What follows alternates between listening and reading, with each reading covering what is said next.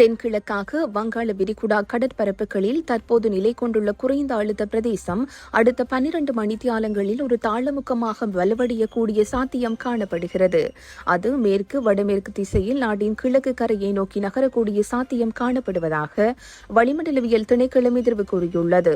எனவே நாடு முழுவதும் குறிப்பாக வடக்கு, வடமத்திய, கிழக்கு, உபா மற்றும் மத்திய மாகாணங்களில் மழை நிலைமை ஜனவரி 8ஆம் தேதியிலிருந்து மேலும் அதிகரிக்கும் என்று எதிர்பார்க்கப்படுகிறது.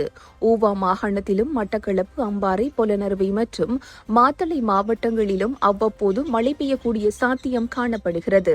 இந்த பிரதேசங்களில் சில இடங்களில் 50 மில்லிமீட்டருக்கும் அதிகமான ஓரளவு பலத்த மழை வீழ்ச்சி எதிர்பார்க்கப்படுகிறது.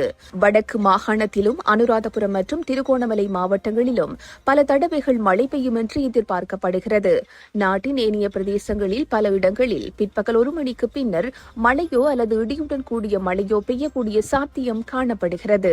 மத்திய மலைநாட்டின் கிழக்கு சரிவு பகுதிகளிலும் வடக்கு, வடமத்திய, வடமேல் மற்றும் கிழக்கு மாகாணங்களிலும் ஹம்பாந்தோட்டை, கம்பஹா, கொழும்பு மற்றும் ஒனராகலை மாவட்டங்களிலும் அவ்வப்போது மணித்தியாலத்திற்கு 50 கிலோமீட்டர் வரையான வேகத்தில் பலத்த காற்று வீசக்கூடும் என்று எதிர்பார்க்கப்படுகிறது.